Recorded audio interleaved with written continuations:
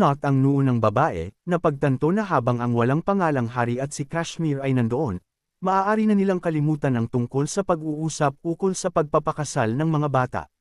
Kumunot din ang noo ni Phillin nang mapagtanto na dahil nandoon sina Teleres at Kashmir, magiging mahirap na dalhin ang pag-uusap sa nangyari kina Jean at Yona.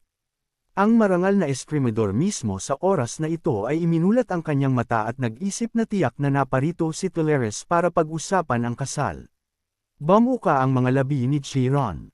Habang iniabot ang kanyang kamay kay Kashmir, sinabi niya na tinawag niya ito rito kaya humihingi siya ng paumanhin. Sina Teleres at Phillin ay mga hindi inanyayahang panauhin dito. Naupo ang marangal na espada sa lupa at nagulat nang marinig ang pangalan ng walang pangalang hari. Ang assassin habang nandidilat ang mga mata ay sinabing lumalabas na may appointment na pala ito. Si Chiron habang nakakunot ang noo ay nagsabi kay Kashmir na tinawag niya ito upang uminom ng magkasama ngunit sisimulan nila ang pag-uusap kapag umalis na ang dalawa. Sa oras na ito, si Teleres habang nakikinig sa nangyari sa ating bida sa Samuel ay nandidilat ang mata na hindi maintindihan kung bakit palagi itong naghahanap ng gulo at kung ano ang mangyayari sa kanyang anak na babae kung mamatay ito. Sumulyap si Kashmir kay Phillin nang sabihin nitong naparito siya para lamang pag-usapan ang lalaki. Habang inihaharap ang kanyang ulo kay Chiron, sinabi niya na hindi niya gustong magsalita sa harap ng kamahalan ng palasyo ng yelo at ng marangal na espada. Sumagot ang ama ng ating bida sa pagsasabing si Teleres ay kanyang kaibigan at alam ng marangal na eskrimidor kung paano itikom ang kanyang bibig. Walang magiging problema sa kanya. Tumangala si Kashmir at naging seryoso. Tumingin si Chiron sa langit at tumawa habang sinasabi kay Phillin na kahit ito ay malamang na hindi maiisip ang ganoong bagay. Bigla siyang naging seryoso at malungkot na nagtatanong kung anong kahilingan ng sinang-ayunan ng bata. Sumagot ang lalaki sa pagsasabing hiniling ng lalaki na burahin ang impormasyon tungkol sa kanyang pananatili sa Sam. Habang inilalabas ang kanyang aura, sinabi niya na hiniling ng kanyang anak na burahin ang mga alaala nina Jean Grey at Jean Rancondle mula sa lahat, kabilang ang mga ordinaryong mamamayan, mga walang pangalang kadit, at mga asasin. Sa oras na ito, may umatake sa kabalyero ng pamilyang Roncondle. Ang mga bangkay ng mga kabalyero ay naiwang nakahandusay sa buhangin. Bahagyang hinawakan ng commander ang espada sa harap niya. Itinaas niya ang kanyang espada at nagtanong kung hindi ba natatakot ang mga nameless sa puot ng pamilyang Roncondle. Bigla, isang asasin ang lumitaw sa kanyang likuran. Sa isang galaw, pinutol nito ang kanyang ulo. Tumalsik ang dugo sa buhangin. Ang grupo ng mga asasin ay tahimik na nakatayo habang nakatingin sa mga bangkay sa ibaba. Ipinikit ni Chiron ang kanyang mga mata matapos ang kwento ni Owl tungkol sa pagpatay sa kanyang mga tao. Nagtanong kung nag-aalala ba ito na pagbabayaran niya ito para rito. Sumagot si Owl na sinabing nahihiya siyang aminin ito, ngunit totoo ito. Tumawa ang lalaki. Habang hinahaplos ang kanyang baba, sinabi niya na ang bata ay malupit at nagtatakip ng kanyang mga bakas. Ang batang ito ay masama. Pagkatapos ay sinabi niya sa hari ng mga nameless na huwag mag-alala dahil walang magiging problema kahit na pumatay pa siya ng daan-daan. Yumukod ang lalaki na sinabing lubos siyang nagpapasalamat sa pag-unawa sa mga damdamin ng kanyang mga estudyante. Pagkatapos ay sinabi niya na mayroon siyang nais na idagdag. Kumunot ang noo ni Chiron at nagtanong kung ano ang problema. Habang iniabot ang isang tala, hiniling ng walang pangalang hari na basahin ito. Kinuha ni Chiron ang tala sa kanyang kamay. Mas lalo siyang kumunot ang noo matapos basahin ang nilalaman. Sa oras na ito, sina Dante at Vera din ay natutulog na parang mga sanggol. Ang bida habang nakatingin sa kanila ay sinabi na pumunta siya para kunin ang kanyang espada bago niya nakatagpo ang walang pangalang hari. Masyado ba niyang naparami ang pampitulog? Habang ipinapikit ang kanyang mga mata, sinabi ng lalaki na dumaan sa apoy ang mga lalaki nang pumunta sila rito, kaya malinaw na pagod sila. Tumingin si Jean sa tala sa kanyang kamay. Biglang binuksan ng lalaki ang sulat na kalilitaw pa lamang sa kanya. Ginunita ng bida ang kanyang nakangiting kapatid. Habang binabasa niya ang sulat, iniabot nito sa kanya ang eliksir ng 10,000 lason, na sinasabing ngayon ay kahit ito ay mahihirapan na ring makitungo sa kanya. Sa huli, binate niya ito sa kanyang kaarawan. Nanlaki ang mga mata ng lalaki. Habang nakatingin sa mga huling linya, sinabi niya na ganap na niyang nalimutan ang tungkol sa araw na ito. Kumuha ang lalaki ng panulat sa kanyang kamay. Nagsimula siyang magsulat ng isang bagay sa piraso ng papel. Ang lalaki ay malinaw na may ilang uri ng regalo para sa kanyang kapatid. Ngayon ay nakakunot ang noo ni Chiron, habang nakatingin sa tala ng lalaki. Bamuka ang kanyang mga labi at pagkatapos ay nagtanong kung totoo ba ito. Sumagot si Al, na sinabing kahit siya ay nahirapan na mahanap siya ng seryoso nitong gastuhing maglaho at nakatakas na ito. Habang nakakunot ang noo, sinabi ng walang pangalang hari na ilang beses na siyang napagtalusiran. Itinaas ng demigod ang kanyang ulo at tumawa ng malakas, na sinabing lahat sila ay nahulog sa mga patibong ng kanyang anak, bagamat sila ay mas malakas ng 10 beses kaysa rito. Ipinikit ng mamamatay tao ang kanyang mga mata, habang nakikinig sa mga salita ng matandang lalaki. Habang nakatingin sa lahat ng may ngisi, sinabi ng demigod na hindi lang ito ang nag-iisa na nahulog dito. Nahulog din siya rito. Ngayon ay opisyal na siyang nag-issue rito ng isang imbitasyon, kaya hindi na niya dapat antalahin ang pagbisita sa hardin ng espada. Pagkatapos, sinabi ni Chiron kay Kashmir na interesado siya sa kung ano ang ipinarito nito. Bamuka ang bibig ni Kashmir at sinabing ang dahilan ay ang pagkamatay ng Archmage Art. Naparito siya upang sabihin na ang batang kamahalang Jin ang nasa likod nito. Mabilis na lumingon si Al sa lalaki. Nanlaki ang mga mata ni Teres sa kanyang narinig. Kinuha ni Shiren ang pitchel sa kanyang kamay. Ipinukpok ito sa lupa. Nagtanong siya kung oras na ba para umalis ang mga hindi inanyayahang panauhin. Habang tumatayo, sinabi ni Al na malamang na aalis na siya, ngunit tumutol si Tal-Era, na sinabing maaari siyang manatili dahil alam na niya ang lahat. Habang nakatingin sa kanya ng masungit, sinabi ng demigod na dapat na rin siyang lumayas. Nagalit ang babae at sinabing sasabihin niya sa lahat ng kanyang mga tauhan ang tungkol sa mga kakayahan ng kanyang anak. Kumislap ang mga mata ni Chiron. Inutusan niya itong itigil ang pagbubuwang at umalis. Ang parehong mga salita ay sinabi ng bida sa dalawang prinsipe. Sabay silang sumigaw, na sinabing hindi sila pupunta kahit saan. Itinaas ng mga lalaki ang kanilang mga kamay at sinabi na pagod na sila, at nang mahanap nila ito, lalo silang napagod. Nang doble, napilitang sumang-ayon si Jean at umalis. At isang sandali pa, isang masayang sigaw ang narinig mula sa kahoy na bahay. Habang ipinapatong ang isang tasa ng beer sa mesa, sinabi ng lalaki sa mga prinsipe na pareho silang susunod na mga patriarka. Habang malungkot na nakatingin sa kanila, nagtanong siya kung ano ang ginagawa nila rito gayong hindi naman sila pinahihintulutang mag-aksaya ng oras dito. Sumigaw si Veradin, na sinabing gusto lang nila at nag-aaksaya sila ng kanilang oras. Habang itinataas ang kanyang mga kamay at ikinaway ang mga ito, sinabi niya na wala siyang libreng minuto kapag naging patriarka na siya, na nangangahulugang hindi na niya ito makikita. Bukod dito, nag-aaway ang kanilang mga pamilya. Nang marinig ito ng ating bida, sinabi niya na uunahin muna niyang asikasuhin ang pagiging isang patriarka. Habang niyayakap si Dante, sinabi ng salamangkero na hindi kailangang mag-alala tungkol doon. Anuman ang mangyari, ang kanyang katayuan ay ligtas at ang lolo ni Dante, ang kasalukuyang patriarkang si Aaron, ay personal na sumusuporta sa kanya. Habang ipinapikit ang kanyang mga mata, sinabi ng lalaki na hindi tulad nila, marami siyang kailangang gawin. Itinigil ni Veradin ang pagyakap kay Dante at sinabi sa ating bida na iniiwasan na naman niya sila. Bigla, tumingin ang dalawang lalaki kay Dante nang sabihin nito na hindi na nila magagawang magpalipas ng oras kasama ito kapag naging standard bearer na ito. Habang nakangiti, sinabi ng lalaki na kung talagang magiging mga patriarka sila, hindi na sila makikita ng bawat isa. Habang ipinapatong ang kanyang kamay sa balikat ng kanyang kaibigan, sinabi ng salamangkero na nangangahulugan ito na kailangan nilang magkasama-sama hanggang sa dumating ang oras na iyon. Kung sabagay, kailangan niyang maging sikat upang maging isang standard bearer. Isang panghihinangdal na hindi siya ang nakapatay kay Kedart. Ipinikit ng bida ang kanyang mga mata. Itinaas ng mga lalaki ang kanilang mga kamao at sinabi na tutulungan nila ito sa katanyagan. Nakita ng ating bida kung paano nagpalitan ng tingin ang mga lalaki at sinabi na tutulungan din nila ang mga tao sa pamamagitan ng paghuli sa mga pinakakilalang kriminal.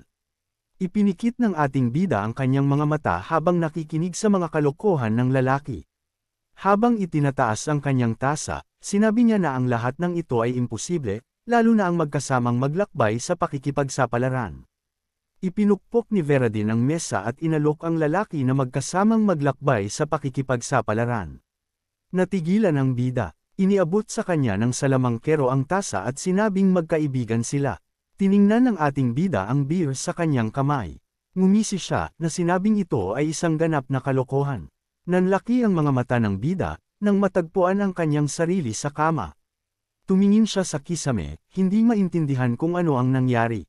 Naalala ng lalaki kung paano niya iniwan ang mga lasing na lalaki sa istasyon ng teleportasyon, na humihiling na ipadala sila sa Bimet, at siya naman ay bumalik sa Taikan. Napahawak si Jean sa kanyang ulo. Ang kanyang kalusugan ay nakakagulat na hindi naman ganoon kasama. Nagising si Enya, binati ang lalaki, at tinanong kung natunaw ba niya ang eliksir ng 10,000 lason ng normal. Nanlaki ang mga mata ng lalaki nang marinig ang kanyang mga salita. Naalala ni Enya kung paano ininom ng lalaki ang eliksir kahapon habang nakatayo sa harap ni Quanto. Habang inihaharap ang kanyang ulo sa babae, tinanong ng lalaki kung nawalan ba siya ng malay matapos inumin ang eliksir. Sumagot ang babae sa pagsasabing naisip niya noon na mamamatay ito. Namula si Enya habang sinasabing nahimete ito. Pagkatapos ay naulit ang proseso. Bigla, pumasok si Quantal sa silid. Tiningnan ng bida ang dragon na pumasok at nagtanong kung gaano katagal siya natulog. Habang nakangiti, sinabi ng pilak na dragon na 5 araw na ang nakalipas. Karaniwan, ang mga umiinom ng eliksir na ito ay pinoproseso ito sa loob ng 1 buwan, ngunit salamat sa kanyang pangangatawan, mabilis niya itong nakaya. Ngumiti si Jean at sinabi na mabuti na lang at hindi siya nakahiga ng matagal.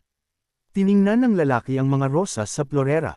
Itinuro ni Enya ang kanyang daliri at sinabi na iniwan sila ni Gili sa maikling panahon. Sinabi niya sa kanila na mapilit siyang tinawag ng kanyang pamilya. Tumayo ang babae at sinabi sa kanya ni Gili na babalik ito sa lalong madaling panahon, kaya malamang na hindi ito isang seryosong bagay. Habang paalis, sinabi ng contractor na si Olaha na dahil nagising na siya, sasabihin niya ito sa lahat. Ang lilang likido ay ipinatong sa mesa. Ang bida habang nakatingin sa likido ay nagtanong kay Murakon kung gusto ba nilang inumin niya ito. Habang ngumingisi, sinabi ng itim na dragon na hindi na niya dapat abalahin ang kanyang sarili. Ipinagdiriwang lang nila ang kanyang maagang paggising. Si Jean nang walang pagtatalo ay nagsimulang inumin ang lason. Si Murakon habang nakangiti ng malapad ay nagtanong kung paano niya ito nagustuhan. Hinaplos ng lalaki ang kanyang tiyan at sinabi na medyo masikip ito ngunit mabubuhay naman. Pagkatapos ay tinanong niya kung ano iyon.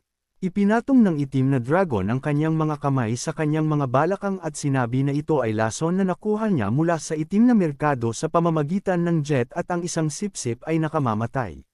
Nagalit ang bida nang marinig ang kanyang mga salita. Si Quantal, na nakatayo sa gilid, ay sinabing may mga biro ang itim na dragon. Ngunit ngayon ay malinaw na ang lahat para sigurado. Ngayon ay wala ng mga lason sa mundong ito na makakapatay sa kanya.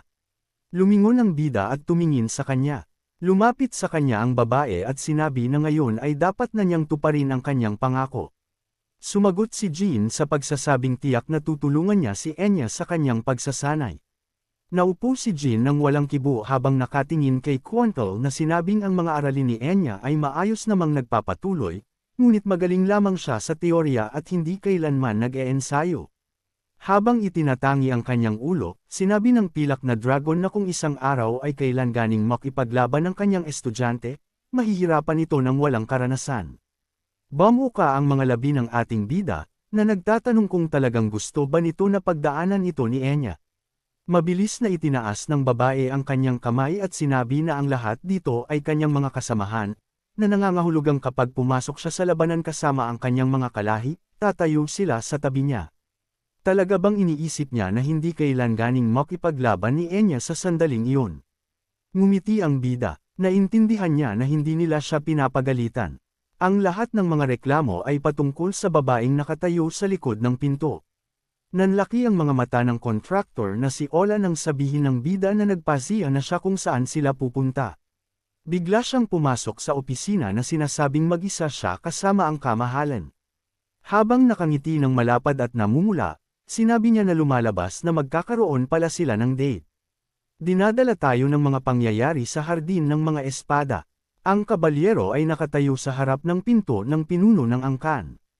Hinubad ni Chiron ang kanyang guwantes, na sinasabi kay Joshua na may isang kawili-wiling bagay na nangyari sa Samuel. Sina Gili at Finn ay nakatayo sa gilid at pinapanood ang lahat.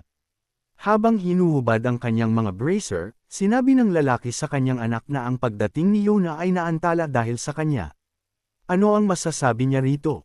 Ipinikit ni Joshua ang kanyang mga mata at sinabi na ginawa niya ang lahat para sa pamilya. Ipinatong ni Chiron ang kanyang guwantes sa mesa. Bigla niyang sinampal ang kanyang anak sa mukha. Habang ipinapagpag ang kanyang mga pulso, tinanong niya ang kanyang anak kung paano ito kumikilos. Kumislap ang mga mata ng matandang lalaki habang inuutusan niya ang kanyang anak na tumayo ng tuwid. Ipinatong ni Joshua ang kanyang mga daliri sa mesa. Pagkatapos ay tumuwid siya. Ipinasok ng bata ang kanyang mga kamay sa kanyang likuran at hindi kumilos. Sinuntok muli ng demigod ang kanyang anak.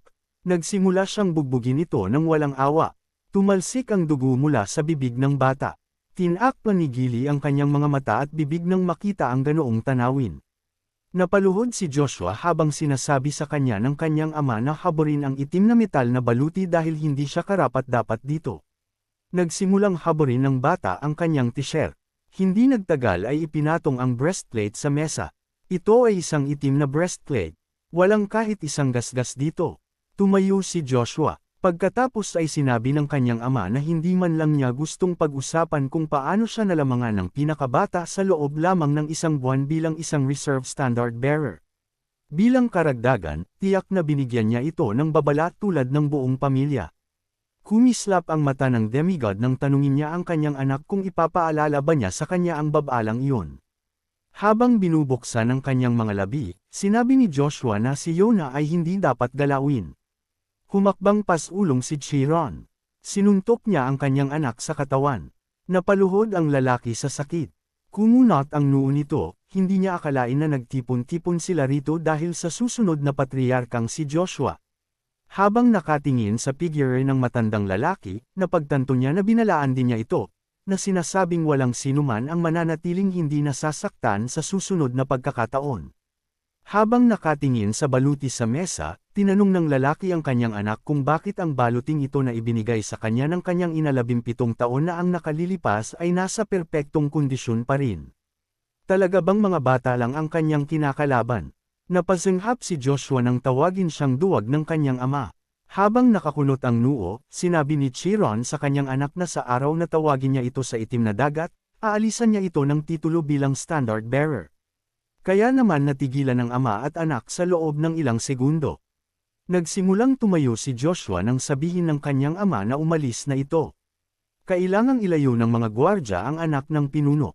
Nakatayo si Marie sa tabi ng pader.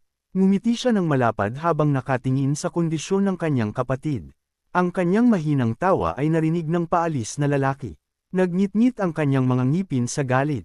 Iminulat ni Gili ang kanyang mga mata nang tawagin siya ng pinuno. Habang isinusuot ang mga bracer, nagtanong ang lalaki kung maayos ba ang lahat sa mas bata.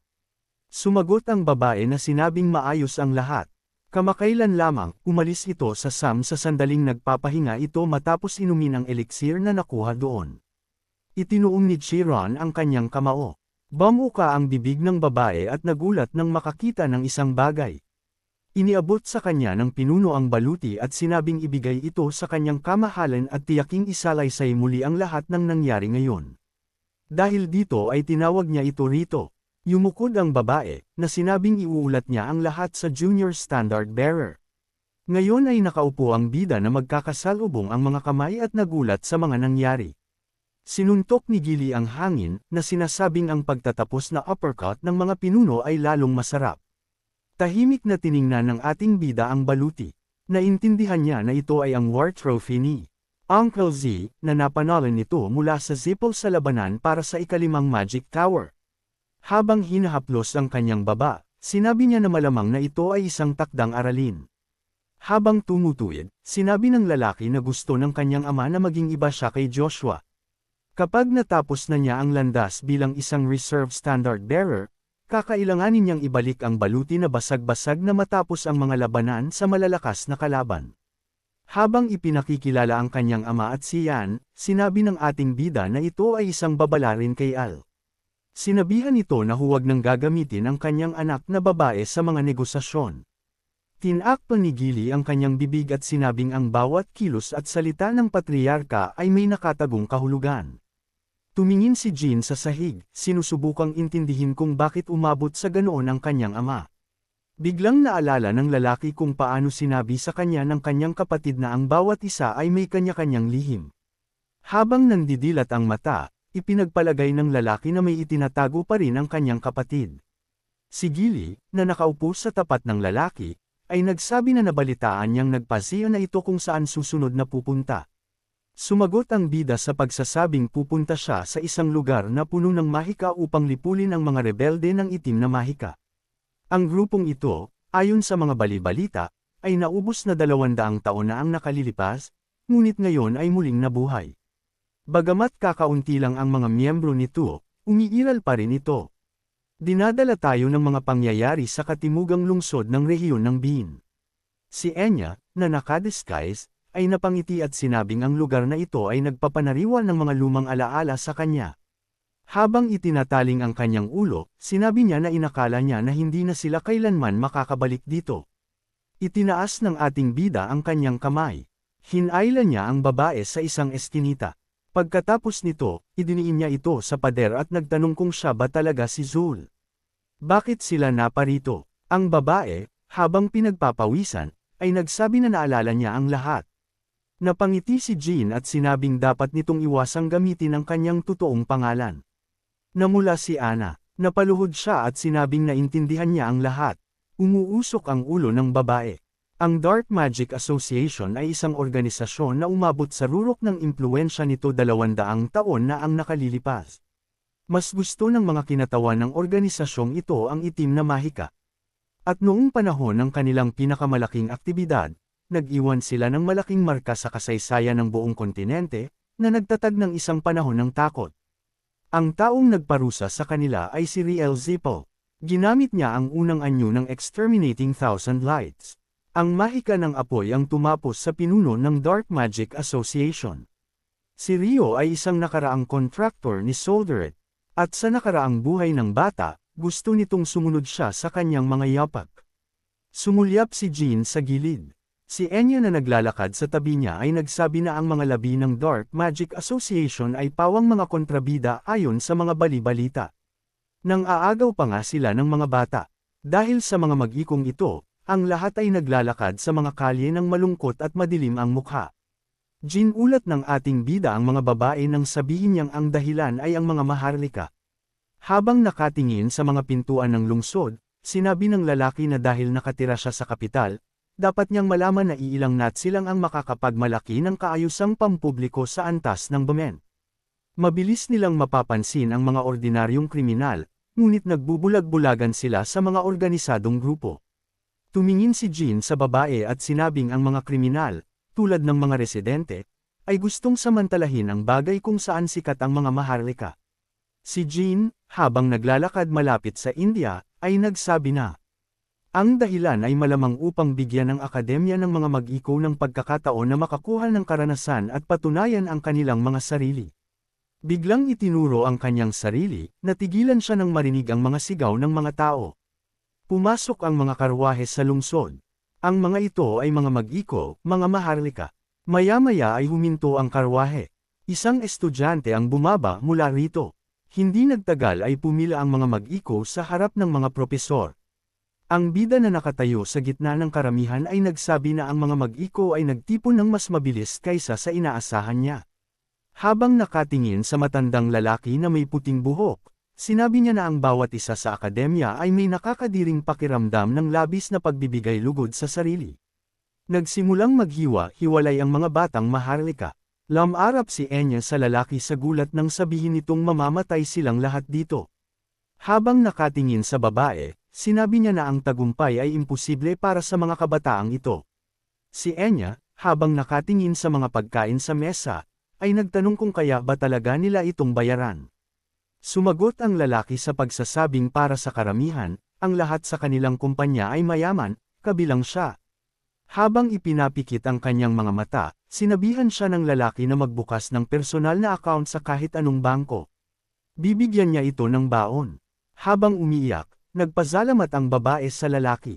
Biglang iminulat ng ating bida ang kanyang mga mata nang tanungin siya ni Austin kung ano ang ibig niyang sabihin. Habang itinuturo ang kanyang daliri, nagtanong ang lalaki kung ano ang ibig nitong sabihin nang sabihin nitong mamamatay ang lahat ng mga kadit. Sumagot ang lalaki sa pagsasabing silang lahat ay bata pa at mahina. Habang kumakagat sa karne, sinabi ni Austin na mayroon silang primera klaseng pagsasanay. Ang bawat isa sa kanila ay dapat na nasa antas ng 4 na bituin. Binuksan ng ating bida ang kanyang bibig at sinabi na iyon mismo ang dahilan kung bakit magiging problema sa kanila ang mga Dark Mage dahil ang bawat isa sa kanila ay isang veteranong sanay sa labanan. Sinabi ng bida sa lalaki na ayon sa investigasyon, ang mga Dark Mage sa kasalukuyan ay may humigit kumulang 50 miyembro na may average na ranggo na 4 na bituin. Humigit kumulang 30 kadit lamang ang kanilang nakita. Ang isang Dark Mage ay sapat na upang makipagtunggali sa 3 kadit. Mabilis na lumingon ang lalaki sa kanyang likuran. Ang mga maharlika na pumasok sa restoran ay nagsabi na ang lokal na kamahalan ay labis na nagpapakababa sa harap nila kaya naman nawalan na sila ng gana kumain. Hindi nagtagal ay naupo sila sa mesa. Itinaling ng ating bida ang kanyang ulo at sinabi kay Austin na dapat na silang umalis dito. Tumayo ang bida at tiningnan ang kanyang kasama. Nanlaki ang mga mata ni Austin. Naalala niya kung paano siya naupo doon, duguan at binugbog. Ang 3 lalaking ito ay nakatayo sa harap niya.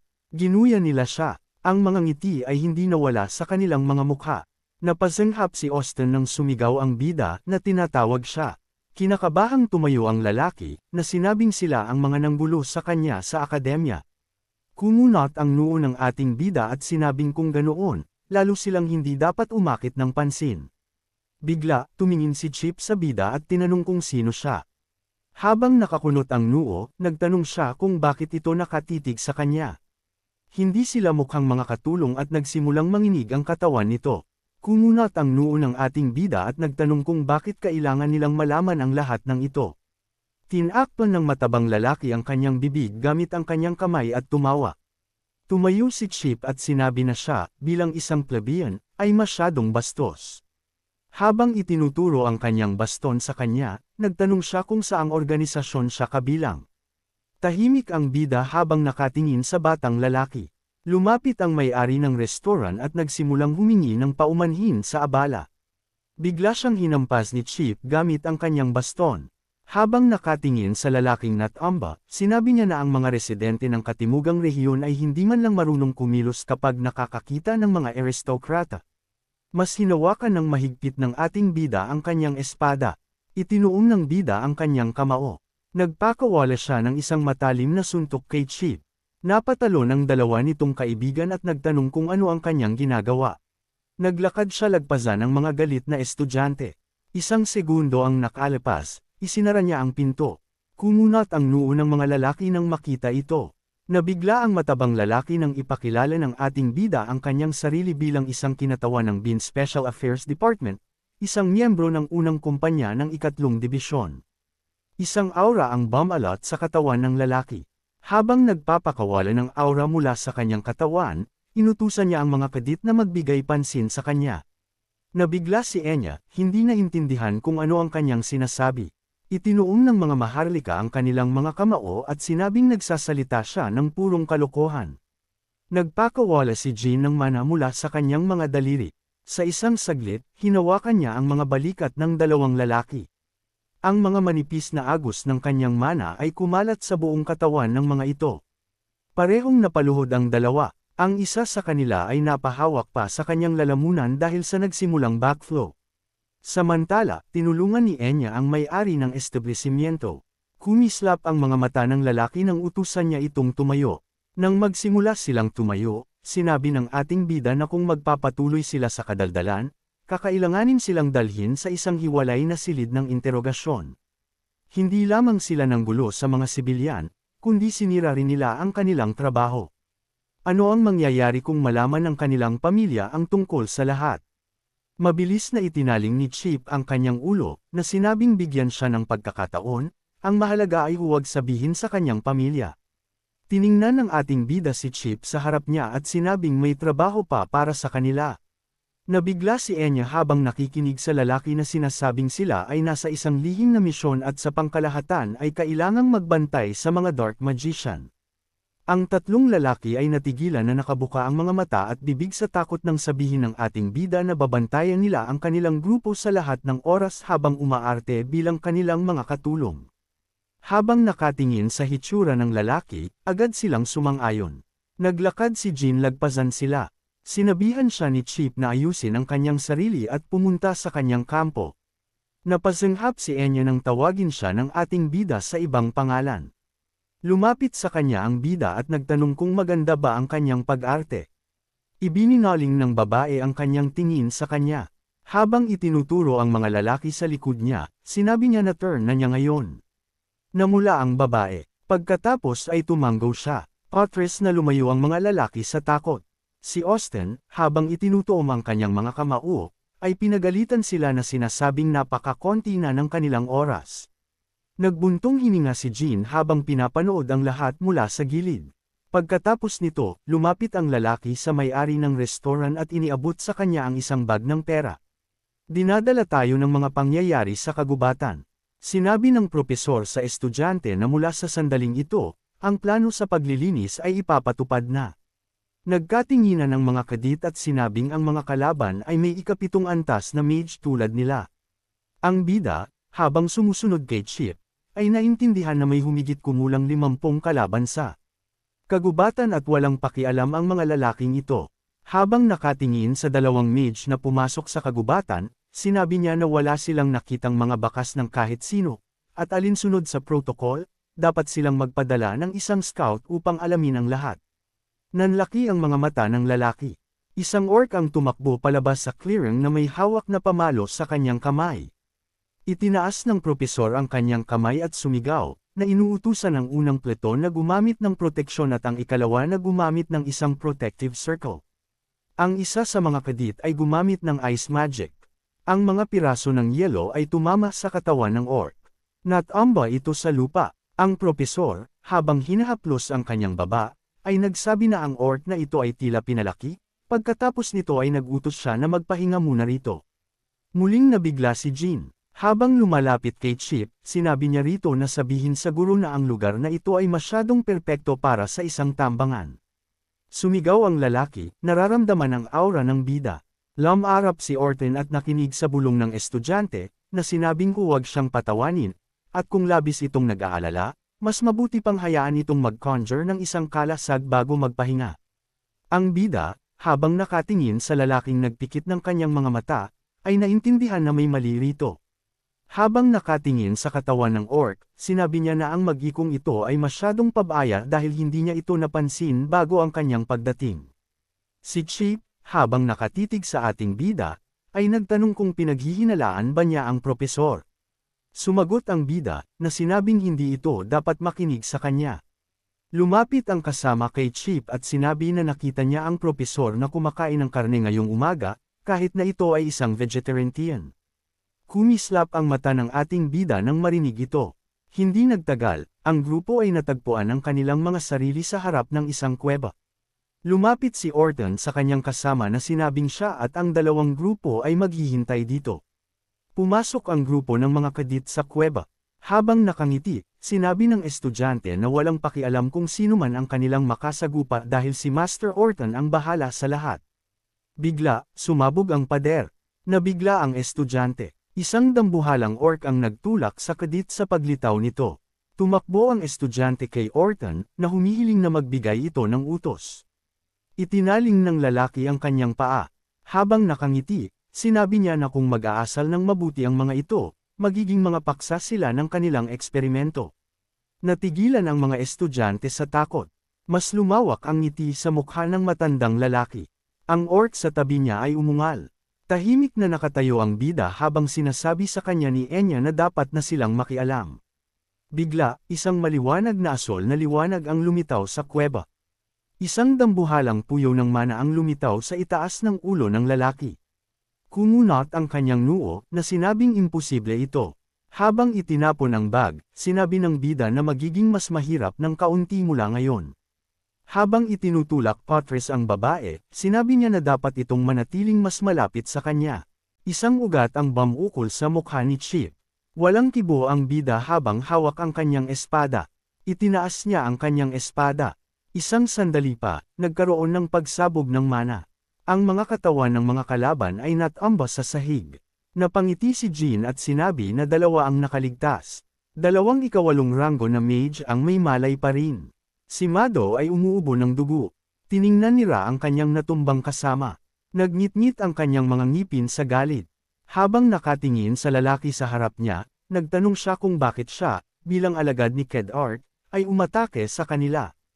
Habang ipinapatong ang kanyang kamay sa kanyang dibdib, sinabi niya na ang kanyang tambangan ay masyadong kaawa-awa at bukod pa rito ay mayroon lamang siyang maksimum na 7 bilog. Habang itinataas ang mga malalaking bato gamit ang mahika, sumigaw siya, na sinabing tiyak na hindi ito ang dapat humusga sa kanya. Napangiti si Jean at sinabi na ang kapatid sa ina ni Frosty Joe ay bihasa sa elemental magic. Tumawa si Ralph, na sinabing ang kuwebang ito ay gawa niya. Habang tumatawa ng ligaw, sinabi niya na may siyam na mage na mas malakas kaysa sa kanya sa asosasyon, kahit na magawa pa nitong makatakas mula rito. Hahabulin siya ng mga ito sa natitirang bahagi ng kanyang buhay. Nagulat si Jean at napakilos. Habang nagpapakawala ng kanyang aura, sinabi ni Roll na ngayon ay mapagbigay siya at mag-aalok sa kanya na sumali sa kanilang asosasyon. Pinalutong ng ating bida ang kanyang mga daliri. Isang countercurrent magic ang nabuo sa itaas ng lalaki. Si Enya, na nakatayo sa tabi ng lalaki, ay nagsabi na ang mag-ikong ito ay mukhang may karanasan, ngunit tila tanga. Bahagyang nakatayo ang lalaki sa ilalim ng presyon ng mahika. Habang itinataas ang kanyang ulo, nakita niya ang isang madilim na aura. Inatake ng bida gamit ang kanyang espada nang mahulaan ng lalaki ang kanyang pagkakakilanlan. Habang nakatingin sa natumbang lalaki, nagtanong siya kung talaga bang isa itong 8 ranggong mage. Tumingin ang lalaki sa kanyang likuran. Ang mga orc, nang mahimasmasan, ay tumayo. Pinutol ng windblade ang mga ulo ng mga halimaw. Nahulog ang ulo sa sahig. Si Enya, habang hawak ang baston sa kanyang kamay, ay nagtanong sa lalaki kung maayos lang ba siya. Napangiti si Jean at sinabi na hindi siya nasaktan. Tiningnan ng bida ang babae at sa isip ay sinabing mas mahusay ang ginagawa nito kaysa sa inaasahan niya. Habang hinahawakan ang baston gamit ang 2 kamay, nagtanong ang babae kung ano ang susunod nilang gagawin. Gumalaw ang tainga ng lalaki. Ang buong kuweba ay nanginginig, na nagpatakot sa magkapareha. Ang mga dambuhalang tallest ng bato ay nagsimulang manginig. Ang paa ng isang dambuhalang lobo ay humakbang papazak sa kuweba. Tumayo si Gold sa harap ng lalaki at sinabing ito ay isang ganap na gulo. Ngumisi ang lalaking may isang mata at sinabing hindi kapanipaniwala na napatay pa nila si Ralph. Nasingkit ang mga mata ng bida, napagtanto na ang sitwasyong ito ay magbibigay sa babae ng bagong karanasan. Habang nakabuka ang bibig, sinabi ni Golf na mukha siyang malakas sa pamantayan ng mga mag-iko. Maaari sana siyang mag-ingat para sa kapakanan ng pangkalahatang hitsura. Napangiti si Jean at sinabi na iisipin niya ito matapos marinig ang kanyang pangalan. Ipinatong ng lobo ang martilyo sa lupa. Itinaas niya ang kanyang ulo at umungal, na sinabing iba siya sa mga taong pinatay niya sa pasukan ng kuweba. At gayunman ay nanginag, habang itinuturo ang bata, ipinakilala ng lobo ang kanyang sarili at sinabi na dahil ipinakilala na nito ang sarili nito, dapat itong makipaglaban sa kanya. Kumislap ang mga mata ng higanti habang sinasabi na bago iyon ay bibigyan niya ito ng isang alok, partikular ang sumali sa Kinzelo. Kumislap ang balintataw ng bida nang marinig ang pangalan ng organisasyon. Hinaplos ng lobo ang kanyang baba nang tanungin siya ng lalaki sa harap niya kung ito ba ay isang kuweba ng mga Dark Mage. Sumagot si Golf, na sinabing ang asosasyon ng mga Dark Mage ay isang uri ng sangay ng kanelo. Kumunat ang noo ng ating bida. Napagtanto niya na ang puting lobo na kanyang nakasagupan noong siya ay isang apprentice ay may kaugnayan din sa kanelo. Marahil ang tribo ng White Wolf ay may kaugnayan sa kanila sa ilang paraan. Habang hinahaplos ang kanyang baba, sinabi ng lobo na dahil pinatay nito si Ralph, mag-aalok siya rito ng isang posisyon sa pamumuno. Tiningnan ng ating bida ang mga katawan ng mga mage na patay at nagtanong kung wala ba silang sapat na tao. Sumagot si Golf, na sinabing palagi silang kulang sa kanila. Natawa si Jean, na sinabing maganda pakinggan ang kanyang alok. Kumislap ang kanyang mga mata nang sabihin niyang hindi siya sisang-ayon na magtrabaho para sa isang taong mas mahina kaysa sa kanya. Ipinakita ng lobo ang kanyang mga ngipin at umungal. Hinawakan niya ang hawakan ng martilyo. Isang sandali pa, umatake siya. Hinaranggan ng ating bida ang martilyo ng may ngiti. Habang nagpapakawala ng kanyang aura, sinabi ng lobo na ang kanyang pagiging mapagbigay ay may mga hangganan. Patuloy na hinahampas ni Gold ang kalasag. Nag-ipon si Enya ng mga apoy sa dulo ng baston. Hinaranggan ni Gold ang apoy gamit ang isang kamay. Agad na gumamit ang babae ng mga wind blade. Hawak niya ang baston sa harap niya at nagsimulang magpakawala ng mga wind blade. Nasira ang mga ito mula sa kagat ng lobo. Natigilan si Ana na nakabuka ang bibig sa gulat. Nasingkit ang balintataw ni Gold at sinabi niya na ang kanyang mga kasanayan ay hindi mas mahusay kaysa sa kanyang disguise. Tiyak na wala siyang interes sa kanya. Habang tumutuwid at umuungal, sinabihan ng lobo ang lalaki na ibaba ang kanyang kalasag. Bigla, may dugong sumampit mula sa kanyang paa. Tiningnan ng lobo ang kanyang paa nang may hindi paniniwala. Ikan-away ng ating bida ang kanyang espada. Ngumiti muli siya habang ikan-away ang kanyang espada. Si Goltef, na nakatayo sa harap niya, ay nagsabi na hindi iyon baston, kundi isang espada. Nagliwanag ang mata ng lobo nang sabihin niyang ang pakikipaglaban sa isang magical swordsman ay mas nakaka-interes.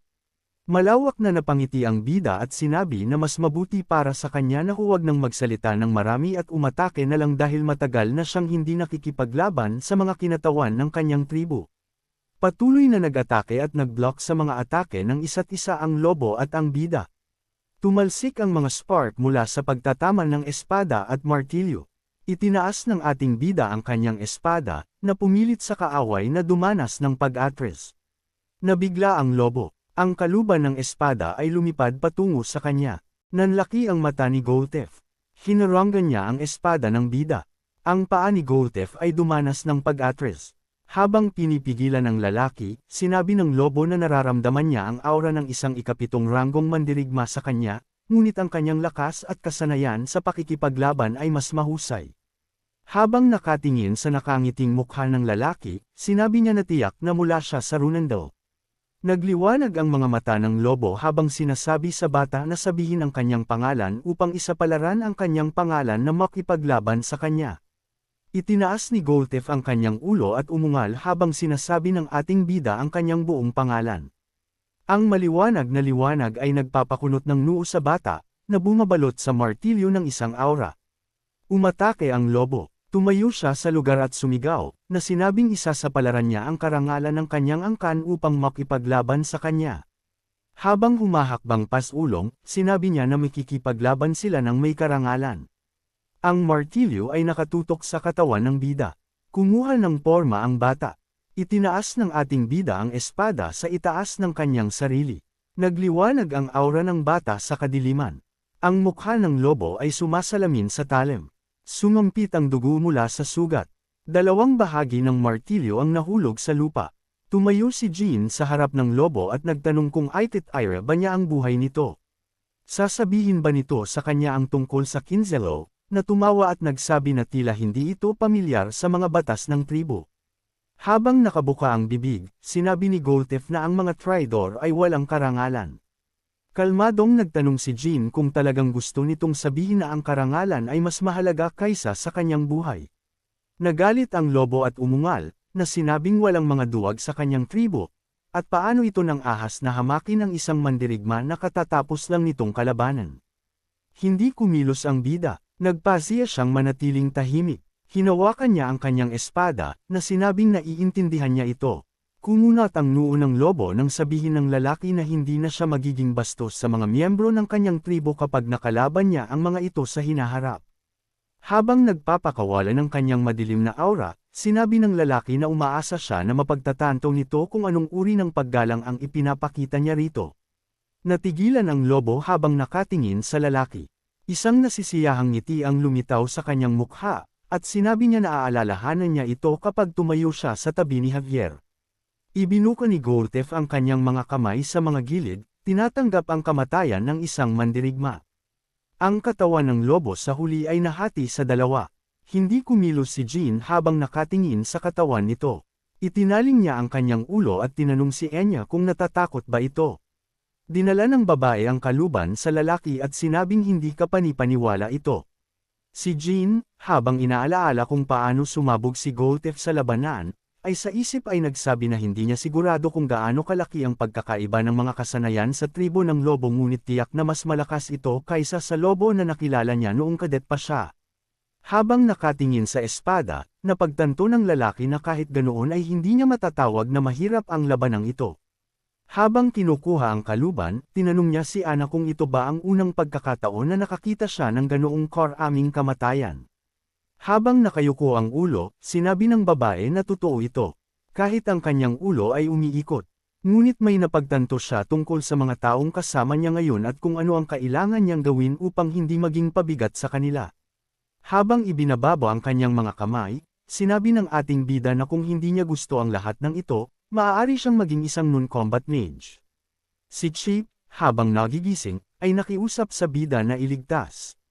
Siya kapalit ng hindi na niya panggugulo sa mga sibilyan. Biglang lumakad si Enya patungo sa kanya. Bahagyang mapigilan ng lalaki ang kanyang mga luha.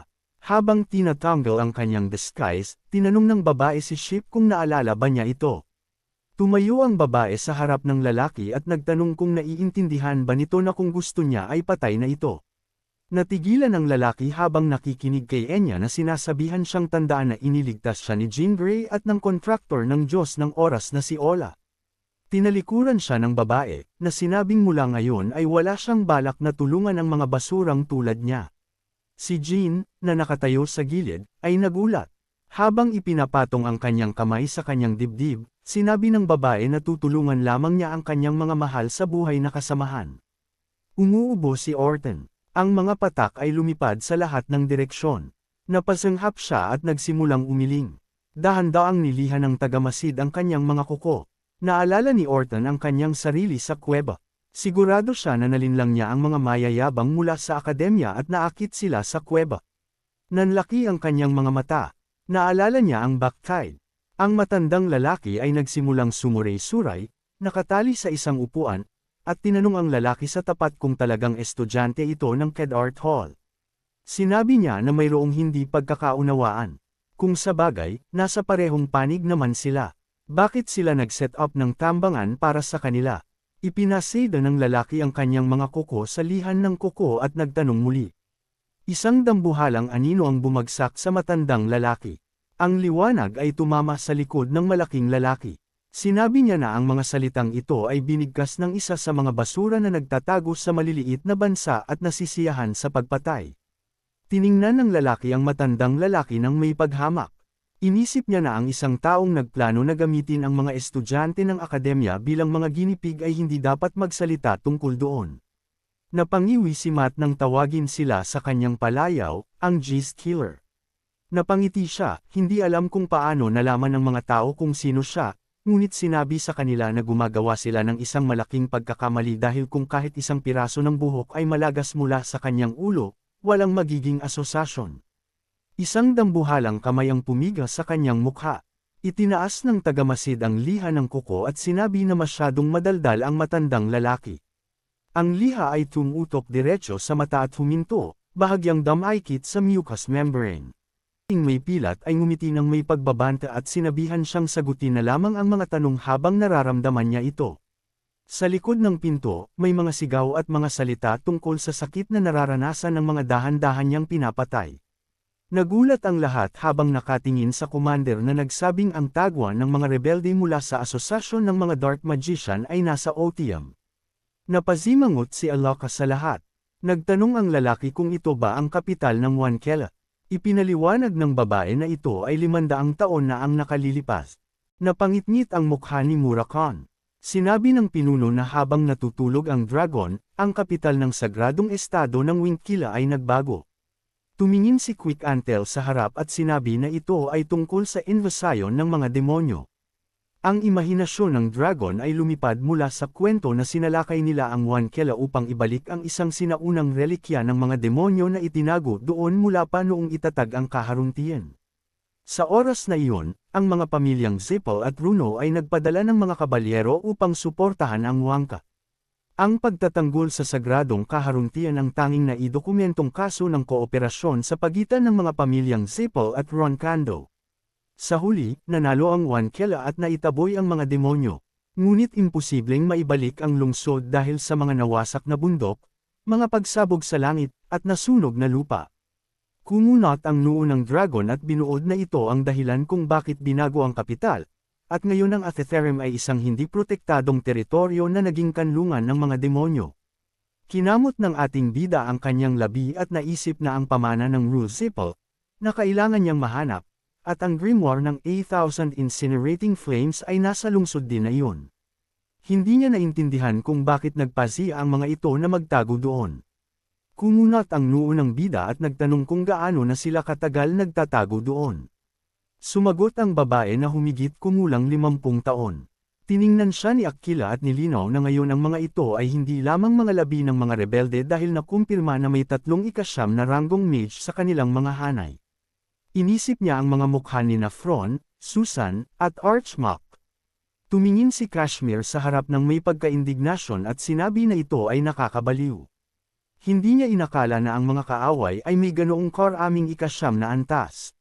Kinagat ng ating bida ang kanyang daliri at sinabi na kung ang mga miyembro ng Dark Magic Association ay nasa ganoong antas, kung ganoon ang Kenelo ang kanilang pangunahing problema at mas malala pa ngayon, naintindihan niya kung bakit ang kanyang pamilya, ang Zippel, at maging ang Bean ay nagbantay ng mahigpit sa kanyang nakaraang buhay, masyadong maraming mga balakid, hindi niya maaaring pasukan ito ng pabaya. Pinagsama ng pinuno ang kanyang mga kamay at sinabi na mahirap din itong paniwalaan, ngunit tila mayroon silang transformation magic ng Kinzelo at ginagawang iba ang anyo ng materya, ipinakilala niya ang isang pangkat ng mga tao at sinabi ang pangalang Bubar. Itinaas ni Kashmir ang isang daliri at idinagdag na ng hilingin ng bida na maghanap ng impormasyon tungkol kay Vishkal, hindi ba lumabas ang pangalang ito? Tama siya, kumunot ang noo ng dragon at nagtanong, talaga bang pagbabagong anyo, transformation, ito at hindi isang disguise? At talaga bang hindi siya ang nagbago ng anyo, kundi iba? Tiningnan siya ng kanyang dating asawa. Ito ang kauna-unahang pagkakataon na nakarinig siya ng tungkol sa mga taong gumagamit ng transformation. Hindi ba't ito ay isang eksklusibong kakayahan ng mga dragon? Tumingin sa malayo si Aquila at ipinagpalagay na maging si Mado mismo ay hindi alam ang mga detalye, ngunit matapos ang anesthesia, nawalan na ito ng malay. At nang magising siya, muli na siyang naisilang sa ibang anyo, reincarnated. Naalala ng ating bida ang mga mapilit na manghahabol mula sa pamilyang Zippel na muling naisilang bilang mga escort knight. Tumayo ang Ginoo, ipinasok ang kanyang mga kamay sa kanyang bulsa at sinabi na kailangan niyang makatagpo si Bubar. Tinanong siya kung talaga bang mag-isa siyang pupunta. Pinag-isipan ito ng lalaki at sinabing kailangan niyang makipag-ugnayan sa isang tao para hindi siya mag-alala. Si Sir Kashmir na may 7 kulay. Maaari niyang imbestigahan ang relasyon sa pagitan ng Kinelo at ng tribo ng White Wolf. Seryosong tumango ang mandirigma. Naintindihan niya ang lahat. 1 linggo pagkaraan, sa pangunahing lupain ng pamilyang Hayen, hindi pa matagal ang nakalilipas, upang lipulin ang mga rebelde mula sa Association of Dark Magicians, may ilang mga hakbang na isinagawa sa timog. Nakikinig si Ron na may mahigpit na ekspresyon sa mukha, ipinaalam sa kanya na bilang resulta ng mga hakbang na ito, halos 20 kadit ng akademya ang namatay. Minsan siyang yumukod at sinabi na 2 ika-5 ranggo na mag-iko at 1 ika-7 ranggo na mag-iko ang namatay. Tiningnan siya ng pinuno ng pamilya ng may katigasan at nagtanong kung nangangahulugan ba ito na nabigo ang plano. Sinabihan siyang hindi dahil ayon sa mga pahayag ng mga nakaligtas na kadit, 2 hindi kilalang tao na nakadisguise bilang mga escort, sina Jean at Austin, ang nanalo sa labanan laban sa Dark Magicians Association. Nanlaki ang mga mata ng kanyang anak. Naisip nito ang tungkol sa labanan. Sinabihan siya na ang nakatatandang kapatid na si Jean ay gumamit ng mahika at ang mas bata na si Austin ay humawak ng espada. Tumingin sa malayo ang Especialía. Tinanong siya kung ano ang layunin ng kanyang pagbisita. Pagkatapos ay sa likod niya ay may nakatayong isang ball.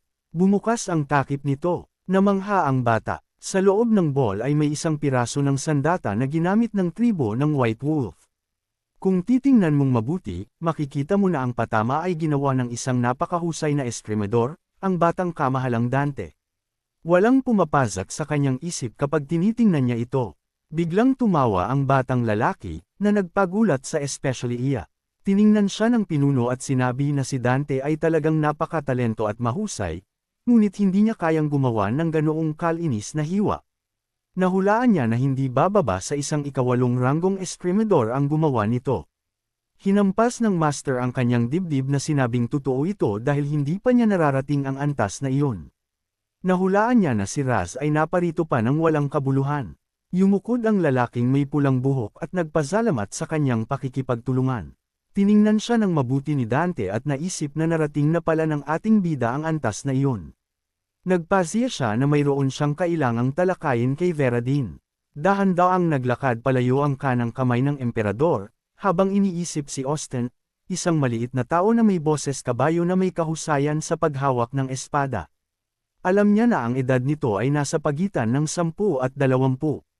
Naisip niya ang tungkol sa isang tao na kayang pumutol ng malinis sa martilyo ng White Wolf.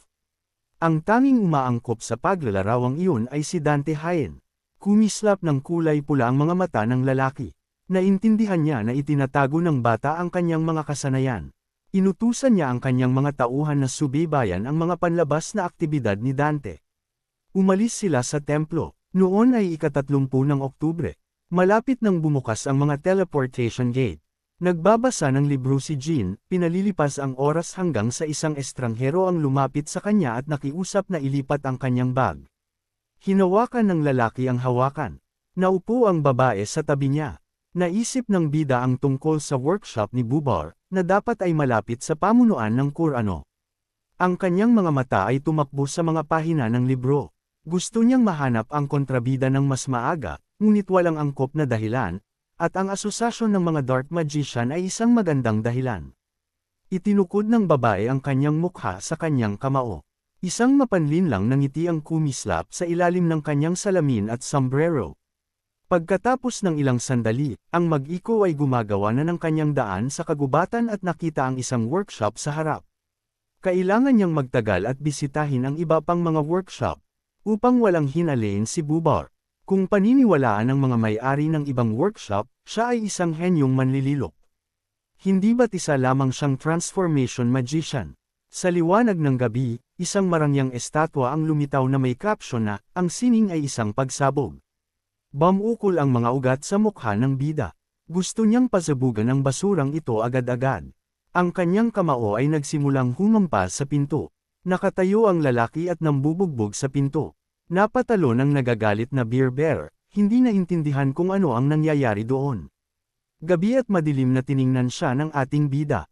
Napasanghap ang manlililok, nakikilala ang Ginoo, na nagpahayag na matagal na silang hindi nagkikita. Tumalsik ang laway sa mukha ng batang Ginoo, na pumipigil sa kanya na magsalita.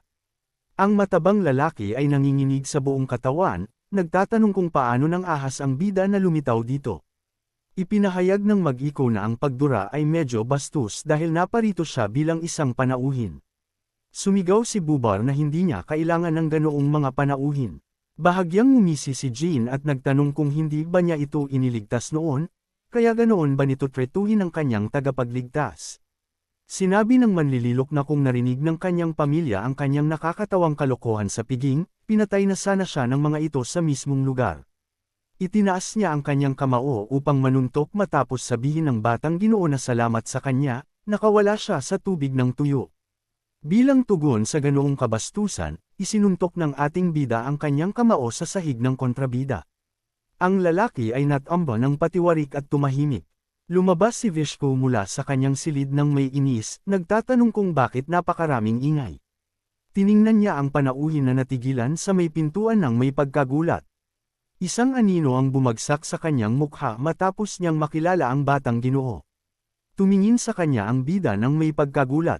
Tiningnan ng mabuti ng lalaki ang estranghero sa gabi at nagtanong kung ano ang nagdala sa kanya rito. Hindi ba't dapat ay kumukuha siya ng pagsusulit para sa isang reserve captain ngayon?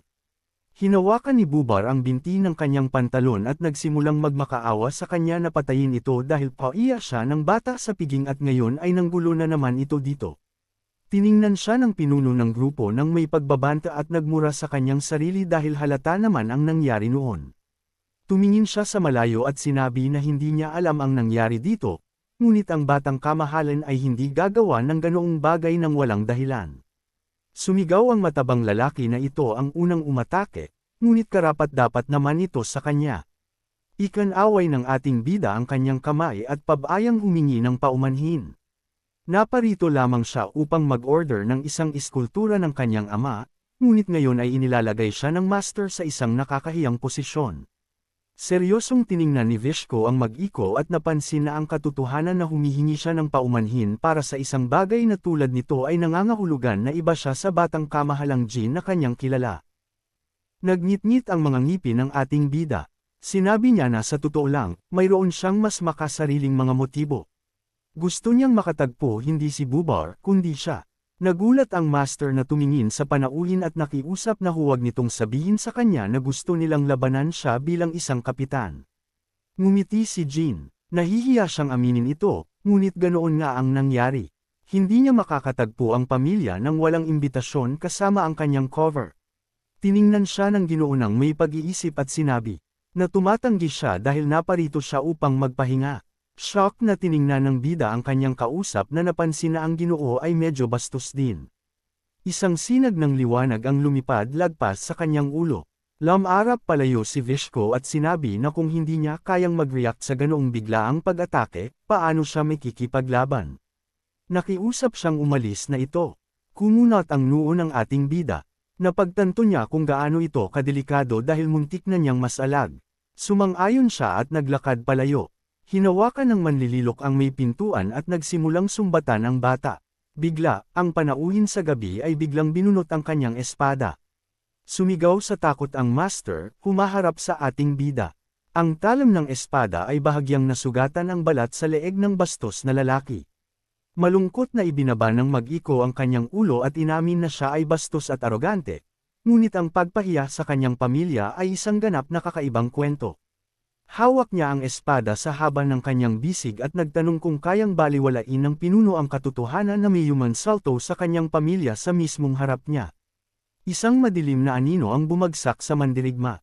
Sinabi niya na hindi binigyan ng batang kamahalan ng pagpipilian. Galit siyang sumigaw sa bata dahil maaari itong mamatay.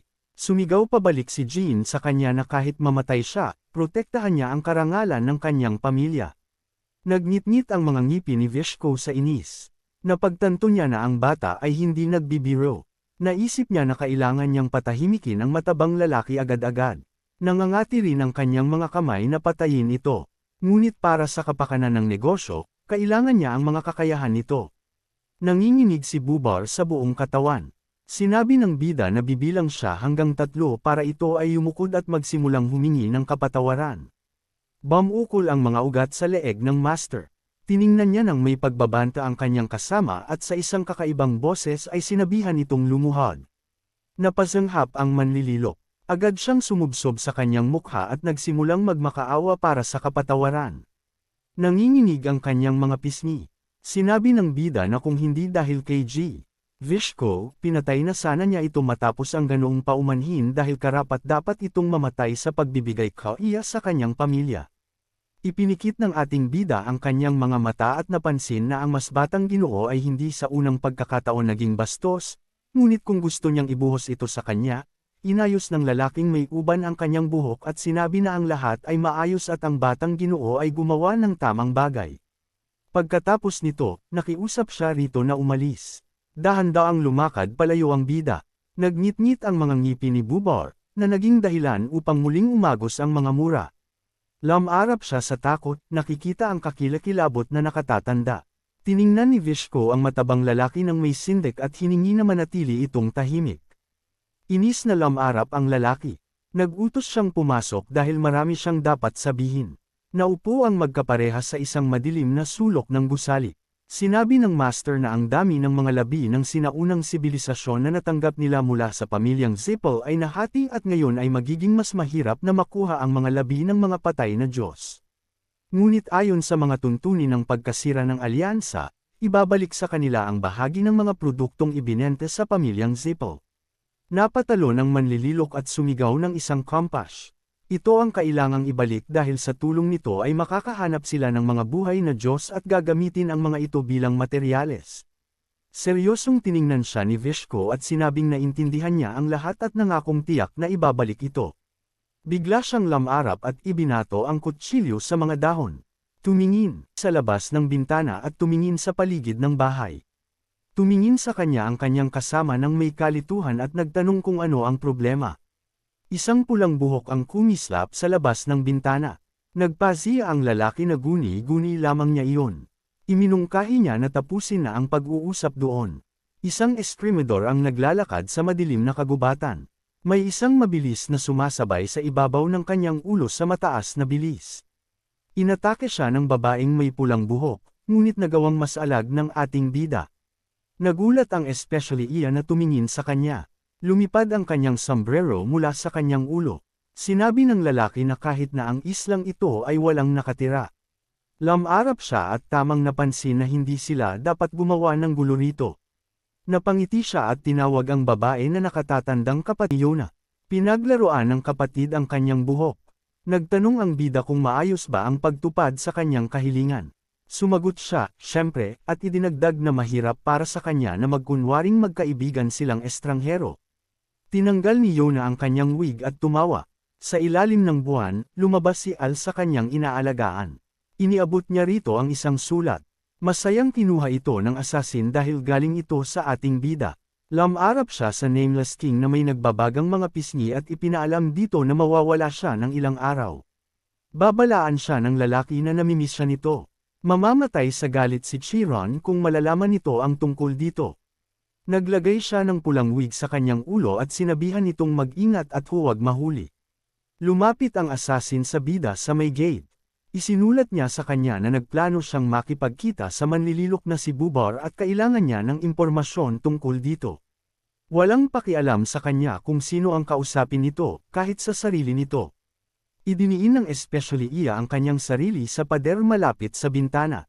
Sinabihan siyang pakinggan ang kanyang sinasabi. Ang magkapatid ay nagpalipos ng gabi sa kubo. Idinagdag ng babae na ang alyansa sa pagitan ng Kinzelo at ng pamilyang Zippo ay nasira na. Alam ng lalaki na hindi niya ito bibiguin. Napansin niya na sa ganoong kaikling panahon ay nagawa nitong makakuha ng mahalagang impormasyon ng mas mabilis kaysa sa mga archive ng Runo. Ipinatong ng ating bida ang kanyang kamay sa kanyang dibdib. Ngayon ay alam na niya kung ano ang binabalak ng mga kaaway at nagpasalamat sa kanyang kapatid. Malungkot na tumingin sa malayo si Yona. Nagsimula siyang magsalita tungkol sa matabang lalaki. Kumunat ang kanyang noo at sinabi na magkapareho sila ng uri. Nagulat ang bida na tumingin sa kanya at nagtanong, sa anong kahulugan? Umiling si Yona at sinabing wala siyang masasabi ngayon dahil ang mas bata ay mayroon ding kanyang mga lihim. Bilang tugon dito, isang asul na apoy ang nagliwanag sa kamay ng mag-iko. Isang pulang mata ang kumislap sa kadiliman na nagsimulang magsabing, patayin. Isang nakakatakot na aura ang nagmula sa maliit na babae at ang salitang ito ay patuloy na nauulit. Nakatayo siya sa mga anino ng silid sa harap ng katawan. May isang yamakap sa umiiyak na bata. Sumigaw si Yona. Nagpaurong si Jean sa takot mula sa malaking daloy ng enerhiya. Naramdaman niya ang isang malakas na pagnanais na pumatay. Ito ba ang reaksyon ng isang assassin sa shadow energy? Hinawakan ng babae ang kanyang mga kamay at mapagpakumbabang nakiusap sa kanya na huwag gamitin ang kapangyarihang ito malapit sa kanya. Huwag na kailanman muli. Tiningnan niya ang kanyang kapatid at nagtanong kung bakit niya ito ipinakita. Inakala niya na itatago niya itong isang lihim hanggang sa maging kapitan siya. Nagpakita ng malungkot na mukha si Jean. Ang kanyang kapatid ay hindi nagbigay sa kanya ng anumang dahilan upang magtiwala at hindi siya maaaring umasa rito. Sinabi ng lalaki na itatago niya. Ito, inisip niya si Yona na masayang hawak ang mga berdeng rosas. Sila ang naging mapagpasyang kadahilanan. Nanlaki ang mga mata ng especially iya. Naalala niya kung paano niya ibinigay ang mga ito sa ating bida. Sinabi niya na ang mga ito ay naging isang bagay para sa kanya na maaari niyang asahan sa mga mahihirap na panahon. At kinakatawan din ng mga ito ang pagtitiwala at sapat na iyon para sa kanya. Shock na tiningnan ni Yona ang kanyang kapatid. Idinagdag niya na mula sa sandaling iyon, hindi na niya itinatago ang kahit ano rito. Kinagat niya ang kanyang daliri, ngunit nakiusap ang mag-iko na huwag itong mag-alala. Napangiti siya at nangakong magiging napakalakas upang hindi niya ito pisikal na mapatay. Tumawa ang babae at napansin na nagbibiro na naman ang mas bata. Nagtanong siya kung makikipaglaro na ba ito sa kanya sa wakas. Nahihiyang tumawa si Jean, na inaalaala ang nakakatakot na pangalan. Sa madilim na dimensyon, nakatayo si Chiron sa tabi ng espada. Nagtanong siya kung ano ang ginagawa ni Yona sa nakalipas na 2 araw. Iniulat ng lalaki na naglilibang lamang sila. Kumunat ang noo ng lalaki at nagtanong kung ginamit ba ng mas bata ang kanyang tulong o humingi ng isang bagay.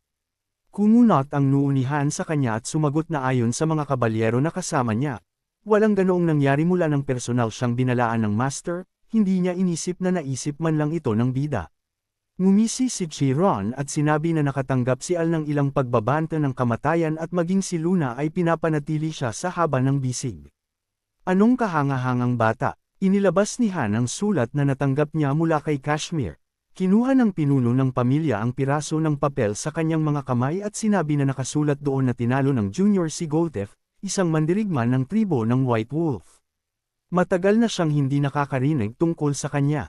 Naalala niya kung paano siya minsan nakipaglaban sa pinuno ng clan ng tribo ng White Wolf. Sapat siyang malakas para maalala niya ito. Sinabi niya na ang labanan ay tumagal ng 5 buong oras. Ang mga mandirigma ng kanilang clan ay mahusay at sila ay nakakahigit sa mga ordinaryong mandirigma ng tribo ng White Wolf. Sinabi niya na ang tagumpay na ito ay napakahalaga para sa Junior. Kumunat ang noo ni Chiron dahil nang hatiin ng batang Master Jean ang martilyo sa 2, sumigaw ito ng isang cut. Ipinagpalagay ni Kashmir na ito ay kanyang sariling estilo. Napansin ng lalaki ang mga pagkakatugma sa mga ulat. Inisip niya ang isang espada na may shadow energy at mahika. 1,000 taon na ang nakalipas mula nang gamitin ang kasanayang iyon sa huling pagkakataon. Alam niya na ang teknik na ito ay ang unang pinuno ng kanilang pamilya. Ang antas ba ni G. Timar bilang isang magic swordsman ay mas mataas na kaysa sa kanyang ama. Gusto niyang makipaglaban sa kanya. Ang langit sa itaas ng lungsod ng Taikan ay maulap. Nag-iisip na naupo si Kashmir sa isang upuan. Nagulat siya na ang Zippel ay may alyansa sa Kinzelo. Ngunit ang dahilan kung bakit ito nasira ay dahil ang Devil Stone na mayroon si Andre ay nabasag. Ang labanan at ang pagkawasak ng bato ay pumasok sa kanyang isip. Kalmadong tiningnan ng ating bida si Kashmir at sinabi na ang lumikha ng batong iyon ay si Bubar. Ginagamit niya ang mga labi ng mga patay na Diyos at ang mga guho ng mga sinaunang sibilisasyon. Gamit ang kanyang espesyal na kasanayan sa paglililok, lumilikha siya ng mga mapanganib na artifact at binabago ang iba. Tiningnan ni Aquila ang mga lalaki at sinabi na ito ang pinakapuso ng Kinzelo. Inisip ni Murakami ang cosmos at naituring ang mga Diyos. Talaga bang tungkol ito sa mga luha at dugo ng marami? Kumunat ang noo niya sa bida at sinabing may hindi ito sinasabi sa kanya. Naalala niya ang kanyang paglalakbay sa pamunuan ng Kurano kung saan. Tinulungan niya ang mga kadit mula sa kanyang paksayon. Sinabi niya na isang gumagalaw na higanti ang lumitaw doon na mukhang 2,000 taon na ang nakalilipas at tahimik niya itong inis-ikaso. Nanlaki ang mga mata ng bida. Hindi naintindihan ng dragon kung bakit siya lumitaw doon noon. Ngunit ngayon ay nagpasiya siya na ito ay gawa ng manlililok. Tiningnan ni Quick Antel ang mag-iko at ipinagpalagay na ang matabang lalaki ay may kaugnayan sa, Diyos ng mga iskultura. Tiningnan siya ng bida at nilinaw na hindi pa siya nakakarinig ng ganoong Diyos. Sinabi niya na ang Diyos na ito ay naglaho sa kasaysayan. Ang kanyang dating asawa ay kumunat ang noo at tumingin sa harap at sinabi na, gumawa ng malaking kontribusyon sa paglikha ng Origin Stone at pagkatapos ng ilang oras ang bato ay nawasak at nawala ang ranggo ng isang Diyos, bumagsak at naging tao. Kumunat ang noo ng dragon at idinagdag na upang maprotektahan ang mga libingan ng mga nahulog na Diyos, lumikha ito ng mga golem, mga higanti sa libingan, ngunit dinurog silang lahat ng mga dragon. Tumingin si Kashmir sa kanila nang may takot at nagtanong kung talaga bang gusto nilang sabihin na si Bubar ay nakipagkontrata sa isang patay na Diyos. Ipinatong ni Quantle ang kanyang daliri sa kanyang baba at sinabi na imposible ito ngunit wala siyang makatwirang paliwanag para sa mga pangyayaring ito maliban doon. Seryosong tiningnan sila ng ating bida at sinabi na sa mga artifact na nilikha ay may isang item na may kakayahang subaybayan ang contractor ng Diyos. Napatalon si Murakami mula sa kanyang upuan at sumigaw na hanggat hindi nagpapakita ng kapangyarihan ang contractor, walang makakaalam na ang kontrata ay ginawa. Shock na tiningnan ni Alaka ang batang mag-iko na nakiusap na huwag nitong sabihin sa kanya na natagpuan nila si Julia sa tulong nito. Ipinaliwanag ng bida na tinatawag nila ang item na ito na compass. Sinuri ng master ang lahat at sinabi na ang item sa kabutihang palad ay hindi gumagana ng perpekto at sa halip na si Julia, kinidnap nila si Latries, ang kanyang dragon protector. Pinag-cruise ni Quick Antel ang kanyang mga bisig sa kanyang dibdib. Sigurado siya na patuloy silang maghahanap ng mga contractor gamit ang compass upang pilitin silang sipsipin ang Devil Stone. Pinagsama ng ating bida ang kanyang mga kamay at sinabi na ito ang dahilan kung bakit dapat nilang nakawin ang artifact na ito sa Hunyo ng susunod na taon. Ang pamilyang Zeppo ay ibabalik ito sa Kinzello. Kumunat ang noo ng bida at sinabi na ito ang kanilang pagkakataon dahil doon nila ito kikitilin.